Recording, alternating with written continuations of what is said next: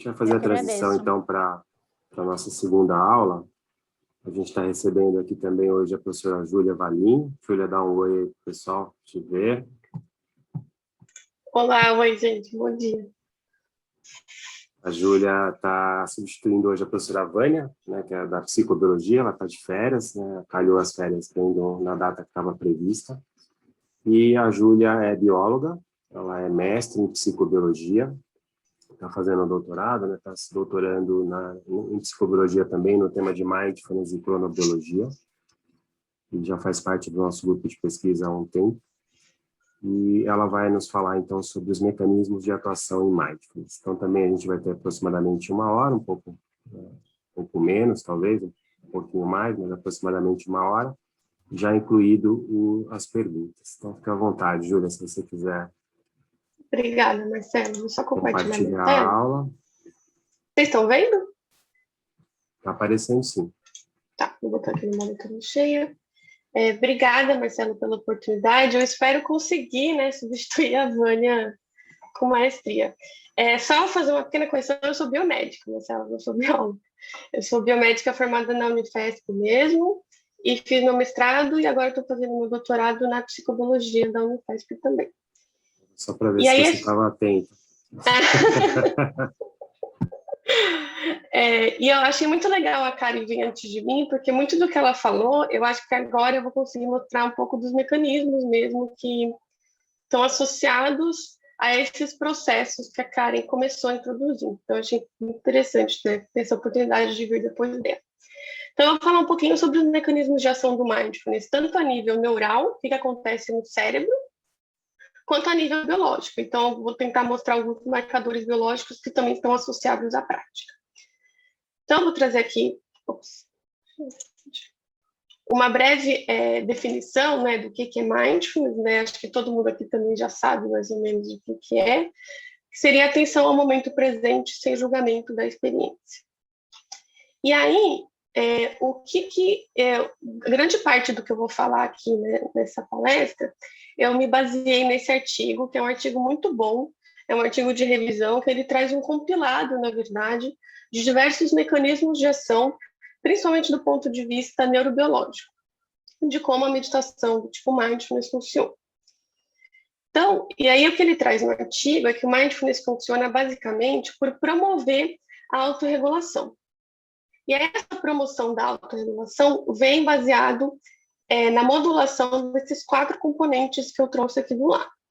Seria a mudança na perspectiva do eu, então, um pouquinho dessa mudança na subjetividade da experiência, o controle da atenção, consciência corporal e regulação emocional. E aí eu vou explicar o que acontece com o cérebro em cada uma desses componentes que promovem a autorregulação. Só lembrando vocês que a autorregulação, ela é composta basicamente por 2 mecanismos. Os mecanismos que eles chamam de bottom-up, que seriam aqueles processamentos mais automáticos, que geralmente eles não passam pela nossa consciência, eles são mais automatizados. São emoções geradas por sinais mais de reação. Então, estão muito associadas à amígdala e algumas regiões do hipocampo, que vão levar essa reatividade do indivíduo a algum sinal que vai engatilhar algum tipo de emoção. E também tem os elementos top-down, que eles chamam, que são elementos que já têm um pouco mais de controle e passam um pouco mais pela nossa consciência. Então, tem regiões cerebrais associadas à tomada de decisão e regulação emocional e a capacidade de manutenção de atenção. Então, algumas funções executivas também. Então, falando primeiramente dessa capacidade de controle de atenção, na verdade, quando a gente pratica mindfulness, à medida que a gente vai treinando, o que a gente treina é a capacidade de manter a atenção focada e reduzir as distrações que vêm de fora. E aí a gente desenvolve todos os tipos de atenção, mas principalmente esse componente atencional que é chamado de atenção executiva. Aqui eu trouxe nessa tabela um painel de quais são os tipos de atenção e de redes de atenção que existem nos seres humanos. Então, nós temos aquela atenção que é também chamada de atenção sustentada, que é aquela capacidade de manter a atenção por um certo período de tempo. A atenção do tipo orientação ou atenção seletiva, que é a nossa habilidade exatamente de limitar a atenção a esses estímulos sensoriais, a esses inputs. E a atenção executiva, que é essa atenção que você não vai somente limitar a atenção e focar, mas você também vai inibir competições cognitivas que, de certa forma, poderiam atrapalhar esse foco. Então, você vai diminuir essa influência das distrações. E nesse quesito da atenção executiva, a região cerebral que está mais envolvida é esse córtex cingulado anterior, que está representado aqui nessa imagem, nessa região. O que acontece é que a prática ela é capaz de aumentar a atividade dessa região, desse córtex, que é uma região que vai fazer exatamente a detecção desses estímulos conflitantes, oriundos de diferentes sistemas de processamento. Então, ele é meio que como se fosse um centralizador. Então, está vindo um monte de informação e esse córtex vai falar, está vindo um monte de informação e eu preciso focar nesse estímulo específico. E aí tem alguns transtornos que a gente sabe que tem uma alteração na atividade desse córtex cingulado anterior, que é o transtorno de déficit de atenção e hiperatividade, o TDAH, e o transtorno bipolar. Então, de certa forma, o que o artigo traz é que o mindfulness poderia ser um tratamento adjuvante ou até ser utilizado em conjunto nesse tipo de transtorno para melhorar a atividade e regular melhor essa região do córtex cingulado anterior. E lembrando, como eu disse, que a gente tem outros tipos de atenção e o mindfulness vai atuar em todos eles, de uma forma ou de outra. E essas redes de atenção, elas têm uma sobreposição tanto de mecanismos neurais quanto a nível também de atuação de cada uma delas. Então, como eu falei, o mindfulness vai atuar nessa atenção executiva, que é essa capacidade de você deixar ir, né, reconhecer que tem coisas influenciando, te distraindo e deixar elas irem. Nessa capacidade de você fazer esse shifting ou essa reorientação, de voltar a atenção para o objeto uma vez que você se distraiu. Nessa capacidade de manutenção do alerta, então manter o foco no objeto, de monitoramento, e também nessa rede de modo padrão, que eles chamam, que é uma rede que está muito ativa quando a gente está em processos de divagação. Então, o mindfulness vai modular isso, diminuindo a atividade dessa rede de modo padrão e permitindo que realmente você consiga manter o foco e diminuir as distrações. E do ponto de vista neural, dos mecanismos que estão envolvidos nessa comunicação, como eu disse, existe uma sobreposição de estruturas desses tipos de atenção, e na verdade não é uma única estrutura que vai gerar cada uma delas. Você tem uma rede, na verdade, de neurônios e de estruturas cerebrais que estão envolvidos nesse processo. E aí a maioria delas perpassa o córtex pré-frontal, as regiões mais frontais do cérebro, que são aquelas regiões que estão associadas àquele controle de tomada de decisão. Então, aquelas emoções que passam por aquela autorregulação que passa pela consciência. Além do controle da atenção, o mindfulness também desenvolve essa capacidade de consciência corporal. E aí eu trouxe uma definição do que seria consciência corporal, que é a capacidade de perceber sensações corporais sutis. E aí, a literatura traz uma das formas de avaliação de forma objetiva da consciência corporal é por meio de uma curácia interoceptiva, ou seja, você tem uma autopercepção de como está o seu corpo internamente, usando marcadores biológicos para isso. Então, essa revisão, uma revisão publicada em 2019, e ele traz exatamente qual que é a relação entre o mindfulness e essas medidas objetivas de consciência corporal. E aí a maioria dos estudos, eles se baseiam na autopercepção dos batimentos cardíacos, mas existem outras formas de avaliação também. Então, você pode usar posição no joelho, acho que a pessoa coloca algum tipo de ferramenta, instrumento, e você tem que falar mais ou menos onde está, até com relação à glicose no sangue.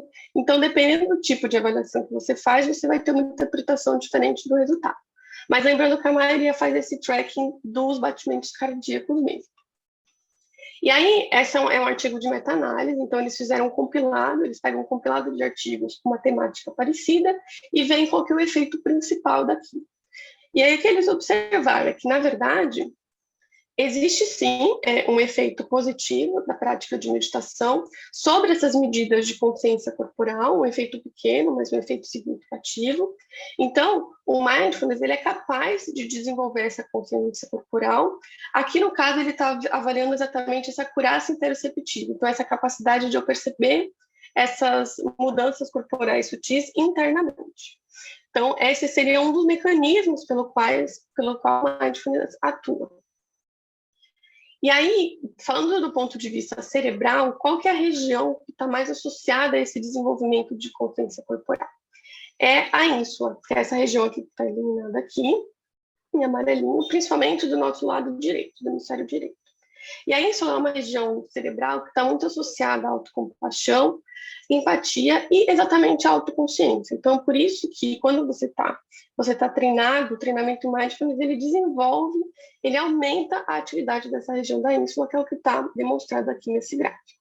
As pessoas que são praticantes de mindfulness, elas têm uma atividade da ínsula maior quando comparados com aqueles que não praticam. E aí, tem alguns transtornos que também têm uma alteração na atividade insular. É o transtorno de personalidade do tipo borderline, alguns transtornos alimentares e alguns transtornos relacionados com abuso de drogas. Então, novamente, por conta da modulação do mindfulness nessa região da ínsula, talvez utilizar a meditação como uma forma de tratamento adjuvante ou complementar a esses transtornos poderia auxiliar no quadro clínico desses indivíduos. Agora, falando um pouquinho de como o mindfulness atua sobre a regulação emocional. Na verdade, o mindfulness atua na regulação emocional sobre dois aspectos. O primeiro deles é esse processo de reavaliação. Então, esse processo é um processo dinâmico, no qual o indivíduo ele reavalia os eventos estressores e ressignifica o que esses eventos foram para ele. E aí ele pode se ressignificar como algo benéfico, significativo, ou como algo neutro, que não tem nenhum tipo de influência sobre as minhas emoções. Então, na verdade, o que acontece é que na nossa vida a gente é exposto a eventos que vão gerar sensações e emoções, positivas ou negativas. E aí a forma como a gente encara e a forma como a gente lida com esses eventos é que é mudada com a prática de mindfulness.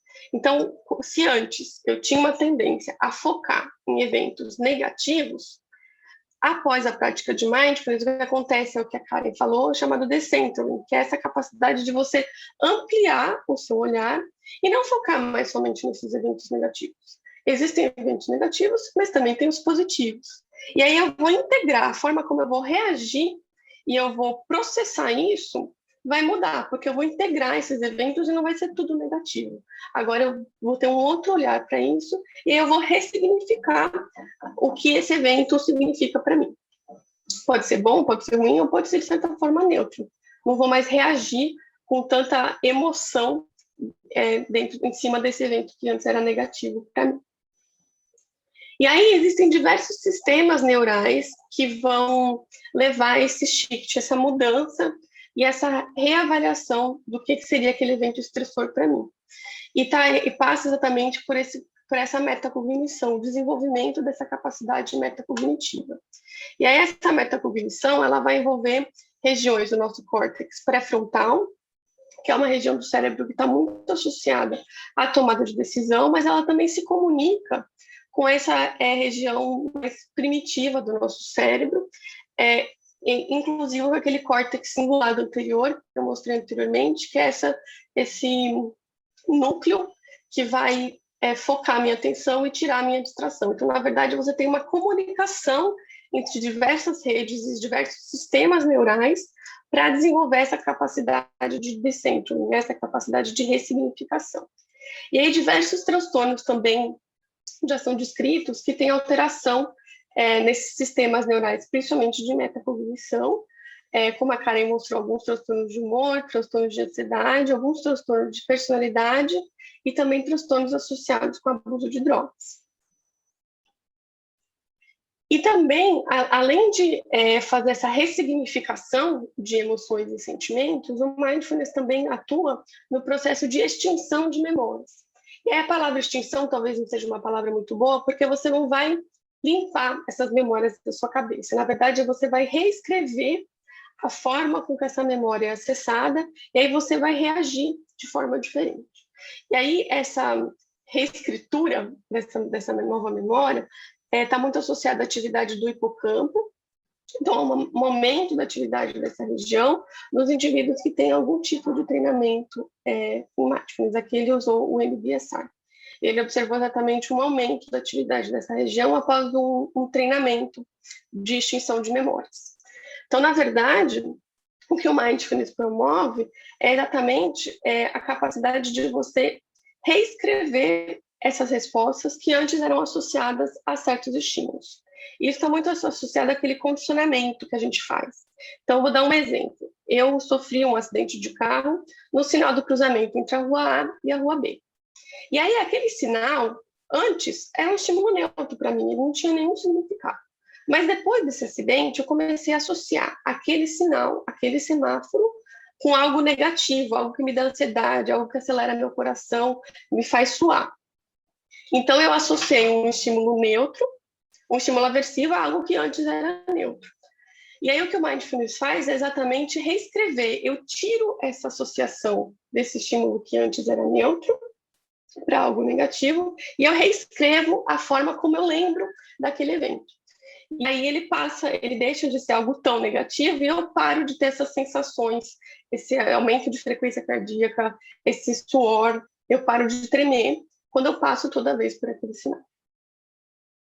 E, por último, exatamente essa mudança na perspectiva do eu, essa mudança, essa visão de espectador mesmo. Eu tiro um pouco essa visão centralizada e mudo a subjetividade da experiência. Eu mudo a marcha, como a Karen falou.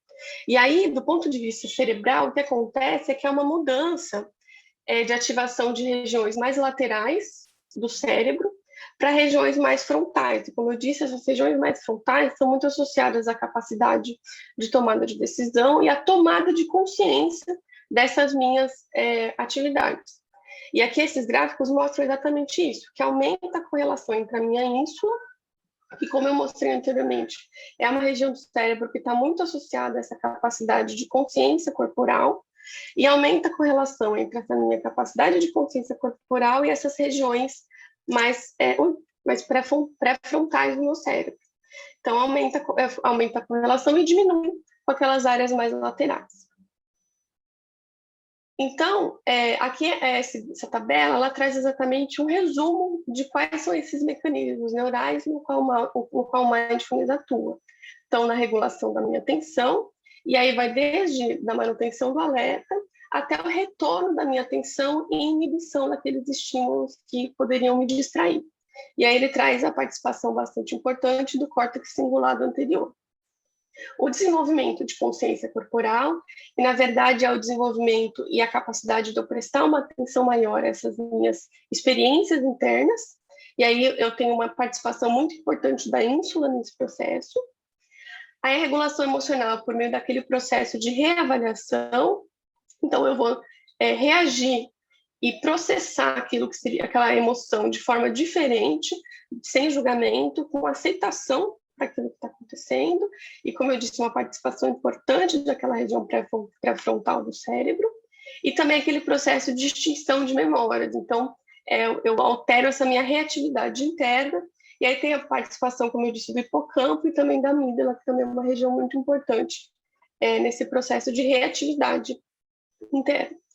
E mudança na perspectiva do eu, né, que é essa capacidade de descentralizar. Eu paro de superidentificar e eu descentralizo, e aí eu tenho uma atuação de diversas regiões do cérebro, destaco a região da ínsula e aquele córtex pré-frontal também. Então, na verdade, aqui seria um resumo da história da Maria, que a Karen contou, do ponto de vista mais de mecanismos mesmo, o que está acontecendo dentro da Maria para ela ter aquelas mudanças depois da prática de mindfulness. Na verdade, o treino de prestar atenção a essas minhas experiências internas, com uma atitude de aceitação, de curiosidade, de abertura e não julgamento, quando eu estou treinando e eu tenho algum gatilho emocional, seja ele qual for, como eu estou treinada, eu vou ter capacidade de controlar a minha atenção e também estou com capacidade de consciência corporal desenvolvida. Então, com isso, eu consigo reconhecer esse gatilho. E como eu estou com uma atitude de não julgamento, uma atitude de aceitação, eu não vou julgar, eu vou aceitar esse gatilho emocional e vou reconhecer que ele está acontecendo. E aí eu vou ativar aqueles processos de regulação emocional e descentralização. E aí, com isso, eu consigo alterar o comportamento. Então, na verdade, o treinamento leva ao reconhecimento da natureza transitória dessas reações das experiências. Não precisa ser tudo nem 880, né? São transições e eu estou aceitando e entendendo o que está acontecendo internamente, para eu poder alterar o meu comportamento e a forma como eu reajo a esses gatilhos emocionais. E aí, dentro da ideia do mindfulness, a gente também tem a autocompaixão, que a autocompaixão, por definição, ela se subdivide em 3 componentes, dos quais o mindfulness é um deles. E aí, a autocompaixão, então, esses 3 componentes seriam a autobondade, que é essa atitude gentil e compreensiva com si mesmo, a humanidade comum, que é a capacidade de reconhecer essas experiências como parte da natureza humana, e aí eu tiro um pouco essa carga de isolamento, e o próprio mindfulness, que é esse desenvolvimento de consciência dos meus pensamentos, dos meus sentimentos e das minhas emoções. E aí eu descentralizo um pouco essa experiência, adotando essa atitude de autocompaixão. E aí, os componentes que atuam no desenvolvimento dessa autocompaixão são basicamente aqueles processamentos cerebrais e neurais que eu mostrei, relacionados à mudança da perspectiva do eu e da regulação emocional. Então, você vai reavaliar aqueles eventos estressores, você vai extinguir memórias e vai mudar a subjetividade do eu, mudando a conexão entre a sua ínsula e aquelas regiões frontais e laterais do seu cérebro.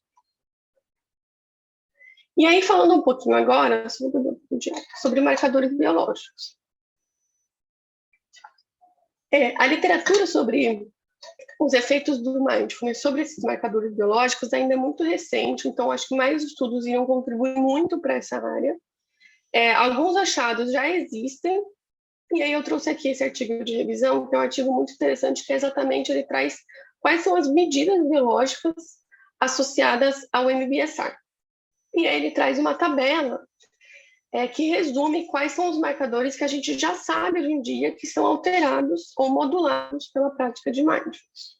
E aí aqui tem alguns marcadores neurais, como eu disse, então o córtex pré-frontal, a amígdala, o hipocampo, alguns marcadores do sistema cardiovascular, então alteração de pressão arterial e frequência cardíaca, alguns marcadores relacionados com a resposta ao estresse, então o cortisol, que é um hormônio muito relacionado com essa resposta ao estresse, e algumas citocinas, então mudança do perfil de citocinas.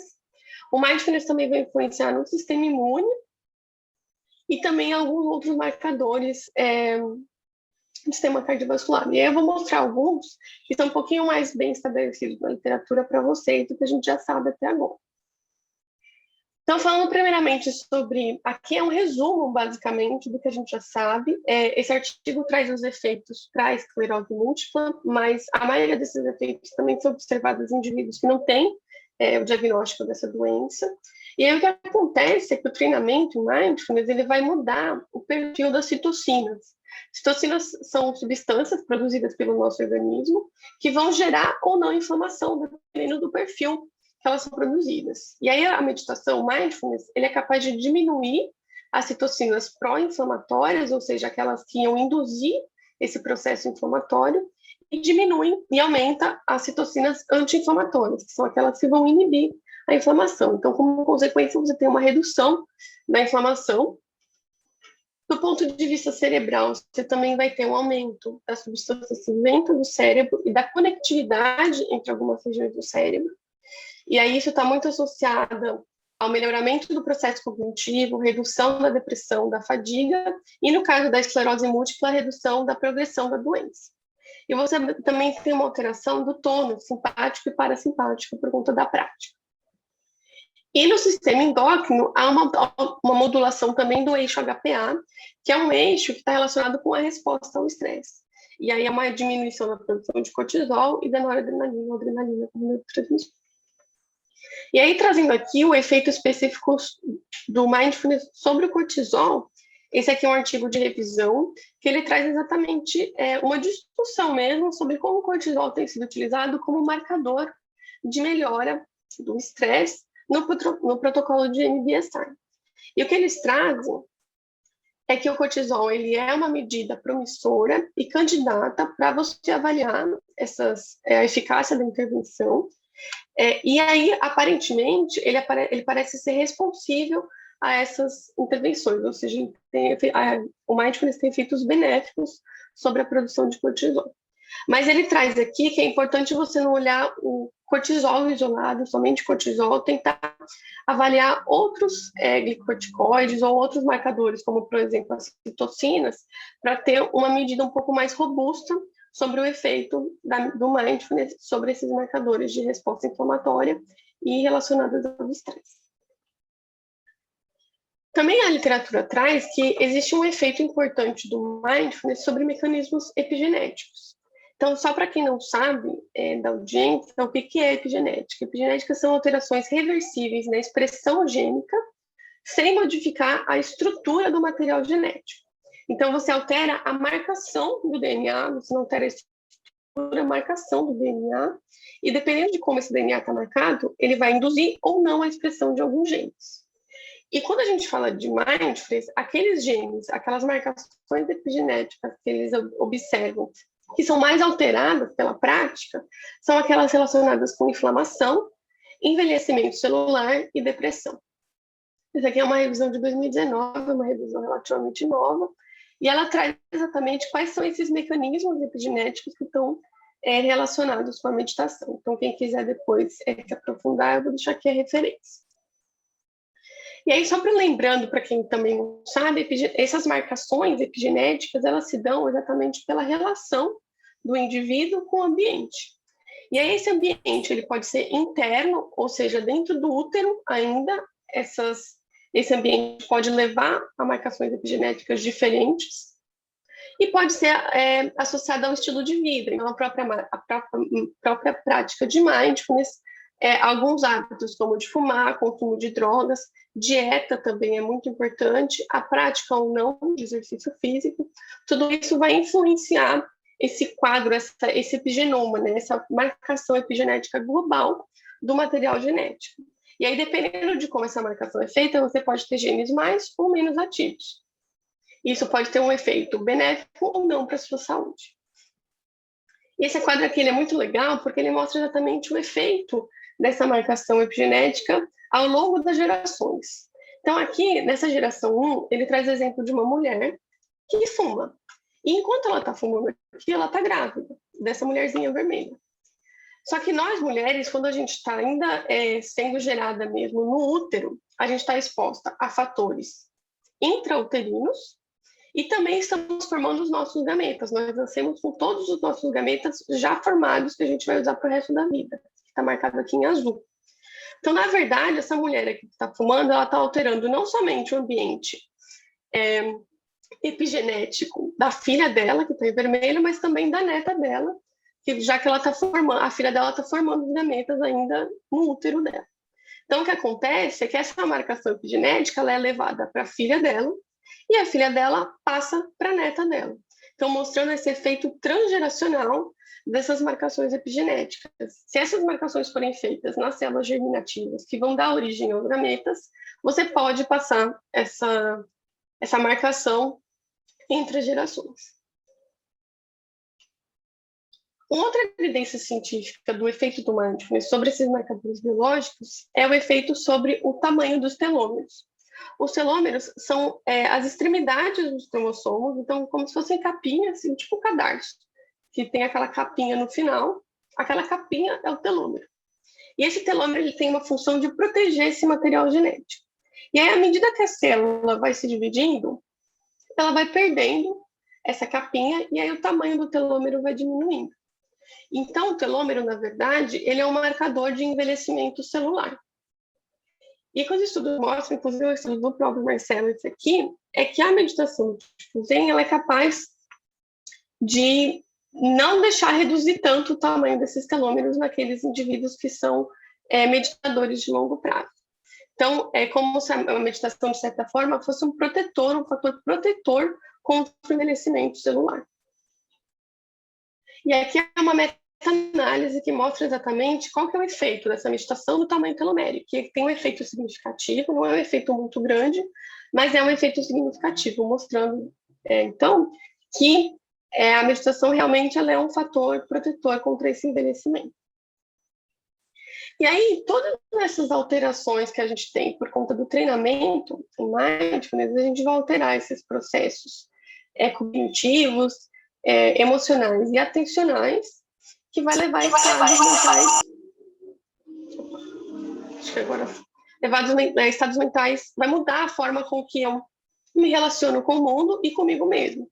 E isso pode levar a alteração de comportamento. E aí eu vou mostrar uma dessas alterações de comportamento, que é o foco do meu trabalho de doutorado, que é sobre o sono e ritmos biológicos. Então, o que a gente sabe até agora sobre o efeito do mindfulness sobre sono? Então, isso aqui é uma revisão de literatura com meta-análise, que ele traz a comparação, o efeito do mindfulness sobre a qualidade de sono. E essa qualidade de sono foi avaliada por meio de questionários. E aí ele subdivide esses artigos em dois grupos. Os grupos que utilizaram o controle, que ele chama de controle ativo, que na verdade aqui seria o tratamento usual. Então ele comparou indivíduos que tinham algum tipo de distúrbio de sono, já diagnosticado, e viu o efeito do mindfulness comparado com o tratamento usual. E aqui embaixo ele viu o efeito que ele chamou de controle ativo não específico, que seriam outros tipos de intervenção. Então algum tipo de intervenção de relaxamento, ou intervenção de foco na atenção que não seja baseada em mindfulness. E aí o que eles observaram? Quando eles avaliam somente, compara com o tratamento usual, eles não viram o efeito significativo do mindfulness sobre a qualidade do sono. Mas quando ele compara com outros tipos de intervenção que não baseadas em mindfulness, eles viram que o mindfulness tem um efeito benéfico, com um tamanho de efeito de cerca de 33%, sobre a melhora na qualidade de sono. Então, vocês veem que são poucos estudos, né? Tem 1, 2, 3, 4, 5, 6, 7 estudos só, comparando com o tratamento usual. Então, na verdade, é uma literatura que ainda está engatinhando, e acho que mais estudos poderiam trazer uma ideia mais robusta do que está acontecendo sobre o sono. Mas, de fato, o que a gente sabe é que existe um efeito positivo do mindfulness sobre o sono. A gente ainda não sabe muito bem como e por quê, mas que existe, ele existe. E aí, só para quem aqui não sabe, não está muito bem aprofundado nessa questão do sono, o nosso sono ele é regulado basicamente por dois processos. Então, a gente dorme basicamente por dois motivos. Um que a gente chama de processo homeostático, que está muito relacionado com a pressão para dormir. Então, essa pressão para dormir, ela aumenta à medida que a gente está acordado, até que chega um momento que essa pressão é muito grande e a gente dorme. E essa pressão se dá por conta do acúmulo mesmo de neuropeptídeos no nosso cérebro, vão acumular substâncias, que isso é, de certa forma, tóxico para o meu cérebro. Eu preciso limpar isso com uma boa noite de sono para conseguir funcionar bem no dia seguinte. Então, essa pressão homeostática vai determinar a pressão mesmo que meu corpo faz para que eu durma, para que esse processo de limpeza ocorra. E um outro componente que vai induzir o sono é o que a gente chama de impulso circadiano. E esse impulso circadiano, ele oscila, ele varia ao longo das 24 horas do dia, com uma duração de cerca de 24 horas mesmo, então ele dura cerca de um dia. E vão ter momentos do dia em que eu vou ser mais propensa a dormir e momentos do dia que eu vou ser menos propensa a dormir. E aí uma janela de sono ideal acontece quando esses dois processos ocorrem de forma concomitante. Então eu tenho um impulso para dormir grande e uma pressão para dormir grande, e aí seria um sono ideal. O que acontece quando a gente se priva de sono, ele traz um exemplo de uma condição de trabalho, é que a gente privado de sono, a gente vai acumular muito essa pressão para dormir, e aí às vezes a gente vai dormir num horário que talvez nem fosse o adequado do que aquele que o meu impulso está mandando, mas eu vou acabar dormindo porque a pressão para dormir é muito grande. E aí esse impulso circadiano, ele se dá pelo nosso sistema de temporização, ou também chamado de relógio biológico.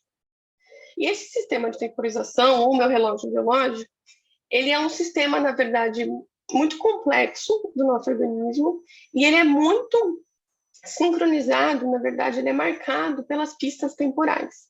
E em mamíferos, ou seja, na nossa espécie humana, o principal marcador temporal, a principal pista ambiental para o meu corpo é a presença ou ausência de luz, ou seja, o claro e o escuro. E aí o que acontece, a gente chama isso, essa pista de temporal, vem do inglês alemão, chama Zeitgeber, que em alemão significa doador de tempo. Então, na verdade, é exatamente isso que o ciclo claro e escuro faz. Ele doa tempo, ele dá para mim a informação temporal. E aí, a partir disso, o meu cérebro, tem uma estrutura no meu cérebro que chama núcleo supraquiasmático, que é uma estrutura bem pequenininha que está dentro do meu hipotálamo, é bem lá no meio do meu cérebro. E ele é chamado de oscilador central ou também master clock, porque é essa região que vai pegar todas essas informações temporais, então ele vai ver é dia, é noite. E aí ele vai sincronizar, ele vai centralizar essa informação e vai mandar mensagens por meio de sinais neuroquímicos e endócrinos para o restante do meu corpo, avisando a periferia do meu corpo quando é dia e quando é noite. Então, de novo, a gente tem um Zeitgeber, uma pista ambiental. Essa pista ambiental vai mandar informação para o meu núcleo supraquiasmático e esse núcleo vai mandar sinais para o restante do meu corpo, falando quando é dia e quando é noite. Além do ciclo claro e escuro, existem outros Zeitgebers que têm uma sincronização um pouco menos potente, mas também são capazes de sincronizar o sistema, que é os horários sociais. Então, os horários de trabalho ou de escola são muito importantes para sincronizar e para marcar o horário do meu corpo, atividade física e também horário de refeição. São 3 importantes sincronizadores para esse sistema. E aí, um dos sinais que o meu núcleo supraquiasmático envia para a periferia do meu corpo é feito via melatonina. Então, a melatonina, diferente do que algumas pessoas acreditam, ela não é um hormônio indutor do sono. Ela é, na verdade, um sinalizador do escuro. A gente produz melatonina exclusivamente durante a noite e durante o dia a gente não produz melatonina. E aí, ter melatonina no meu sangue significa, para nós, seres humanos, que está na hora da gente entrar em repouso. E aí o seu corpo começa a se preparar para dormir. Não ter melatonina no meu sangue, para o meu corpo, significa que é dia. E aí nós, seres humanos, interpretamos esse sinal como que a gente tem que entrar em atividade. E aí esse gráfico, por que a melatonina só é produzida durante a noite? Porque a luz inibe a produção de melatonina. Então, esse gráfico aqui, ele traz a porcentagem de supressão da produção de melatonina de acordo com a cor da luz, de acordo com o comprimento de onda. E aí, o que eles observaram é que aqueles comprimentos de onda que estão associados, né, à coloração mais azul, são aqueles que inibem ao máximo a produção de melatonina, chega a quase 100%. E aquela luz um pouco mais amarela não inibe a produção de melatonina. Isso, na verdade, está muito associado com a forma com que a gente evoluiu na Terra mesmo. Então, a gente, quando não tinha luz elétrica, a gente estava exposto a um ciclo natural de luz, que durante o dia tem uma quantidade muito grande de luz azul, e mais próximo do entardecer, começa a vir aquela quantidade de luz mais amarelada, avermelhada, exatamente para não inibir a produção de melatonina e você conseguir avisar para o seu corpo que a noite está chegando. O que a gente tem feito é se iluminar de luz LED, principalmente durante a noite. Então, a luz LED tem nessa luz branca, a luz do celular, da televisão, do computador, e tem muita luz azul nessa luz LED. Então, o que a gente tem feito, na verdade, muito depois do advento da luz elétrica, é encurtar a nossa noite. A gente diminui a janela de produção de melatonina, encurta a nossa noite e estende o que seria dia para o nosso corpo. Isso tem uma série de consequências negativas para a saúde.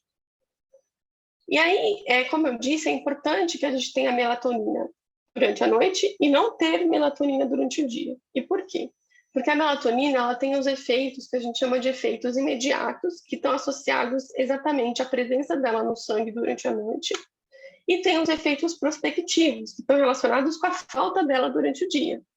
E aí esses efeitos prospectivos, eles podem ser até a longo prazo, então ela vai agir a nível molecular mesmo, controlando a expressão de alguns genes relógio, que são esses genes responsáveis por gerar essa ritmicidade biológica, e também alguns genes controlados pelo relógio que vão levar à modulação de certos comportamentos. Então, é importante você ter melatonina durante a noite, mas também é muito importante você não ter melatonina durante o dia, para você ter esses efeitos da melatonina acontecendo de forma correta no seu corpo. E aí, então, o que acontece é que nós, seres humanos, nós evoluímos no mundo em que há repetição e alternância de eventos na natureza, de forma periódica. Então, acontece recorrentemente. E nós nos adaptamos para viver num ambiente assim, e aí o nosso corpo ele é capaz de emitir respostas antecipatórias até a essas mudanças ambientais. Então, nós evoluímos em um dia que tem dia e noite todo dia, e tem as 4 estações do ano, todo ano. Então, não somente nós, seres humanos, mas todos os organismos têm que ser capazes de responder a essas mudanças. Então, aqui, ó, as plantas também têm esses mecanismos de sistema de temporização, claro que com as suas diferenças e particularidades. Aves, outros tipos de mamíferos, na verdade, todos os organismos eles têm que ser capazes de responder essas mudanças, porque elas ocorrem sempre. E a gente tem que ter, para conseguir evoluir, sobreviver nesse mundo como espécie, a gente precisa ser capaz de responder essas mudanças. E aí, esses marcadores, esse sistema de temporização como um todo, ele é influenciado, na verdade, pelo nosso cronotipo. Não sei se todos vocês já ouviram falar, mas o nosso cronotipo nada mais é do que um fenótipo desse sistema de temporização. E aí ele vai determinar as preferências de horário para dormir e acordar, e também o horário de secreção de alguns hormônios. E aí, na população, a gente tem basicamente os cronotipos vespertinos, que são aquelas corujinhas que preferem dormir tarde, acordar tarde, e todos os outros horários são mais tardios mesmo, de secreção de hormônios. Nós temos os matutinos, que são aqueles que preferem tudo mais cedinho, e na população, esses cronotipos eles se distribuem na forma de curva de Gauss, que tem esse formato aqui. Então, aqueles fenótipos mais frequentes são os intermediários, estão no meio. Então, na população, a gente tem muito mais intermediários do que vespertinos ou matutinos extremos. E aí, o nosso cronotipo, ele é determinado pelo quê? Então, ele tem uma base genética importante. Então, ele é determinado geneticamente, mas ele é influenciado por diversos outros fatores, como idade, gênero e fotoperíodo, que eu vou explicar cada um deles agora. Então, aqui eu trouxe um gráfico para mostrar para vocês do efeito do cronotipo sobre a produção de melatonina. Então, aqui nessa faixa aqui estão representados os indivíduos matutinos, aqui os intermediários e aqui os vespertinos. Então, é possível perceber que realmente o horário de produção da melatonina, ela difere de acordo com o cronotipo da pessoa. E provavelmente por isso, as preferências de horário para dormir e alterar são diferentes também entre esses diferentes perfis. Agora, a influência da idade e do gênero sobre o cronotipo. Então, aqui, o que a gente observa aqui em azul estão os homens e em vermelhinho rosinha estão as mulheres. Que quando a gente tem na adolescência, até os 20, 21 anos, a gente tem uma tendência a ser mais vespertino. E aí, à medida que os homens, as pessoas vão envelhecendo, começa a ter uma tendência à matutinidade. Isso é natural da idade. E entre homens e mulheres existe um marco que determina uma mudança no perfil, que é a menopausa. Então, as mulheres, antes da idade da menopausa, elas têm uma tendência a serem um pouco mais matutinas do que os homens. Depois da menopausa, esse perfil muda, ele inverte. Então, provavelmente, esses hormônios que são alterados por conta da menopausa também vão alterar a determinação do fenotipo, mostrando que realmente ele é completamente moldável. E também ele é muito influenciado pelo fotoperíodo. O fotoperíodo é a duração do dia, quantas horas mesmo dura o dia. E esse aqui é um estudo muito interessante, que é um estudo de pesquisadores brasileiros, e o que eles fizeram? Eles avaliaram a tendência, a matutinidade e vespertilidade por meio de um questionário. Então, aqui é a pontuação desse questionário. Quanto menor, mais vespertino. Quanto maior, mais matutino. E aí eles avaliaram isso correlacionando com a latitude. Então, a localização mesmo que essas pessoas estavam próximo ou longe da linha do Equador.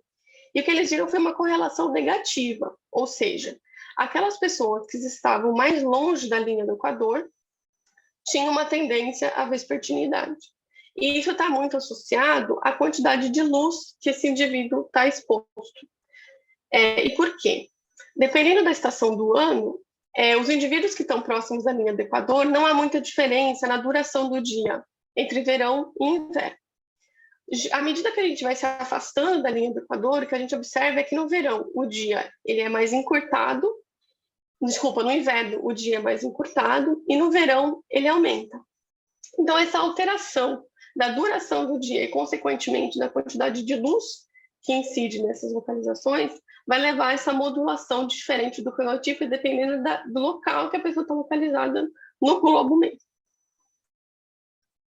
E aí, aqui é um estudo, não é um estudo de intervenção, é um estudo transversal, que ele mostra a influência do cronotipo sobre a autocompaixão e esses níveis de mindfulness. E aí, o que eles observaram é que os indivíduos matutinos, eles têm maiores níveis de agir com consciência do que aqueles intermediários e vespertinos.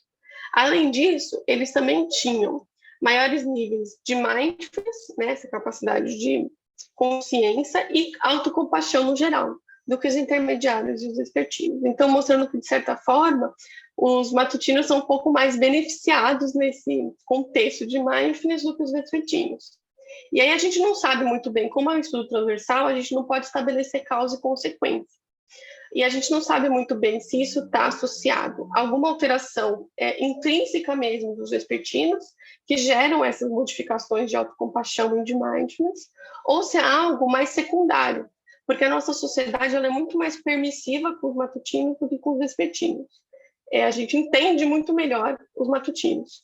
E por conta desse entendimento maior, os vespertinos geralmente são privados de sono, têm que desempenhar suas atividades desacoplado do horário interno, isso também é prejudicial para a saúde, então a gente não sabe se seria esse efeito secundário ou primário mesmo, só do fato do indivíduo ter esse cronotipo.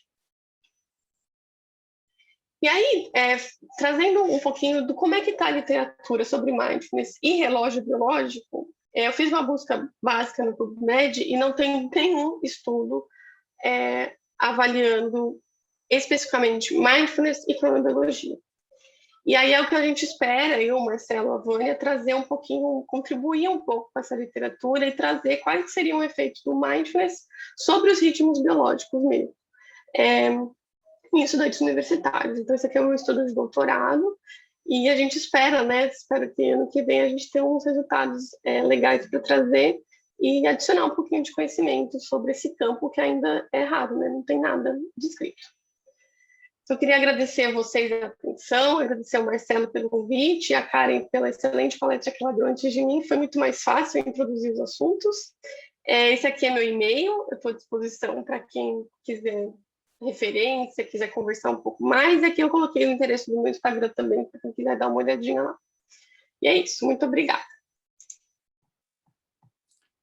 Excelente, Júlia, muito obrigado. Mais uma aula brilhante hoje. Então, a gente tem um tempinho para as perguntas. Quem quiser escrever aí no chat. Já houve aqui algumas, Júlia. Tem uma primeira que se você poderia dar um exemplo de como os exercícios de mindfulness podem atuar no processo de flexibilidade emocional e comportamental. Eu acho que eu já meio que abordei isso na palestra. O que eu vi muito, assim, pesquisando para fazer, é que, na verdade, não é um único exercício que vai levar a essa regulação emocional. Você tem que ter uma constância, então você tem que ter regularidade nas práticas, e não, como a Karen falou, não é somente as práticas formais, o indivíduo tem que manter isso em casa também. E aí ele vai atuar exatamente alterando aqueles mecanismos neurais de mudar mesmo a ativação de regiões mais primitivas do cérebro para aquelas mais pré-frontais, que aquela região é associada à tomada de decisão, e tudo isso vai mudar essa autorregulação emocional.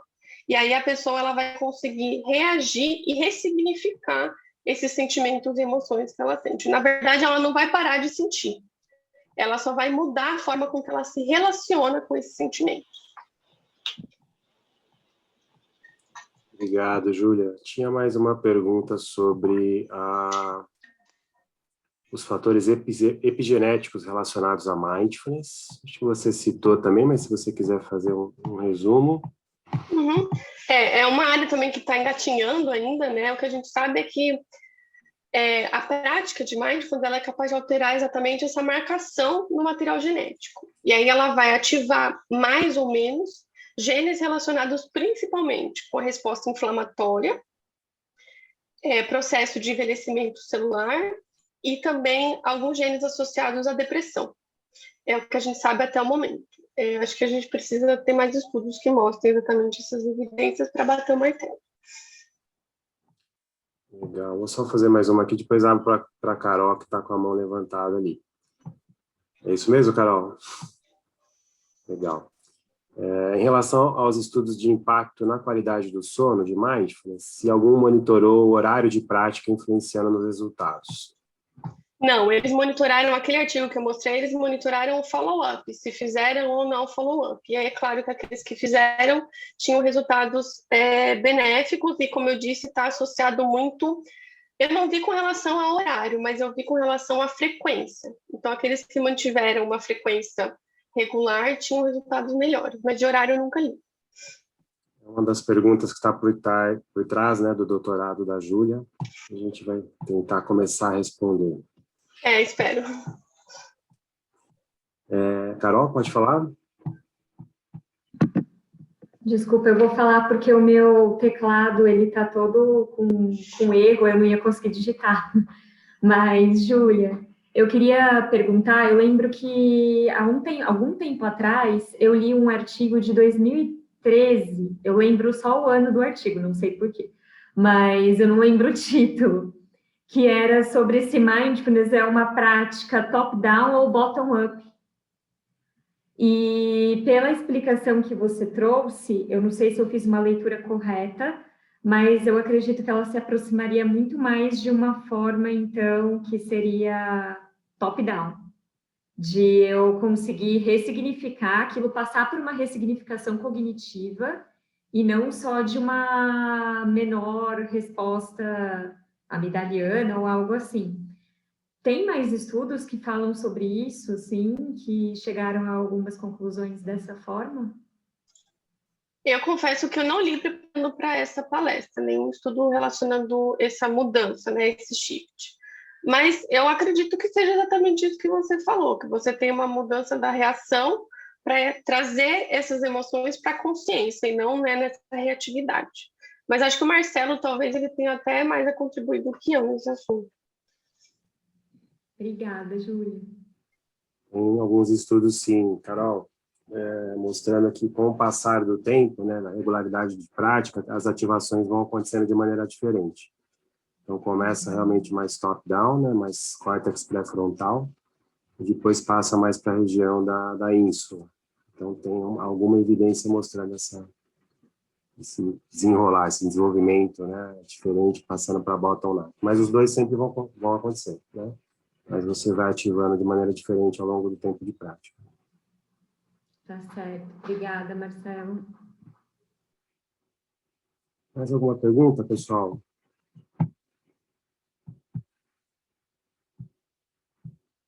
O Enio aqui está perguntando do seminário que ainda vai acontecer, viu, Enio? Sobre a prática de mindfulness para idosos. Mas se a Júlia tem alguma coisa que ela leu para essa apresentação, se você quiser responder. Sobre idosos, eu não li nada específico, Marcelo. Agora eu vi aqui uma pergunta dele falando correlação do grau de divagação com o horário de meditar. E eu não vi nada específico sobre o horário de meditar, mas eu vi um estudo sobre a associação entre cronotipo e divagação, que os matutinos têm uma tendência de divagação menor do que os vespertinos. Aí entra todos aqueles fatores que eu falei. A gente não sabe se isso é intrínseco ou se é algum fator externo por conta da privação de sono e dessa falta de permissividade que os vespertinos têm. A pergunta do Enio, depois a gente vai voltar nisso, né, no seminário específico, mas aparentemente as práticas em movimento, os idosos aderem mais, não quer dizer que elas funcionem melhor, mas dos estudos que a gente tem, eles aderem mais. Vamos finalizar então na pergunta da Érica. Fica à vontade, Érica. Acho que você levantou a mão, é isso? Levantei, mas eu acho que você acabou de responder a pergunta na hora que eu levantei a mão, então acho que é isso. Eu ia fazer uma pergunta curiosa, né? Saber se as práticas de mindfulness, elas eram todas, aconteciam ou acontecem todas na posição sentada, né? Nessa postura formal de meditação, ou se existem outras formas de estar praticando mindfulness nos protocolos, porque eu ainda não vi nada relacionado a isso, então eu fiquei um pouco, né, interessada, curiosa em saber se existia outra forma de estar praticando. Existe sim, né? Não é nosso objeto hoje aqui, mas com certeza você pode praticar mindfulness deitado, sentado, em pé, em movimento. São os exercícios, né, de mindfulness vão nessa direção, nesse sentido. Obrigado, Érica. Então, queria ir finalizando, né, para não roubar o almoço de vocês, agradecendo mais uma vez a Karen, a Júlia, a participação de todos, né, que têm nos seguido. Bem-vindos quem está chegando hoje também. E o nosso próximo seminário, para vocês colocarem na agenda, vai ser no dia 10 de maio, sempre às segundas-feiras, né, das 10h30 à 12h30. E os temas serão Mindfulness para escolas, abordando educadores e estudantes, e Mindful Eating. Então, a gente vai ter esses dois temas nos seminários de maio. Então, um ótimo almoço a todos, uma ótima semana. Um grande abraço. Obrigado, Júlia. Obrigado, Karen.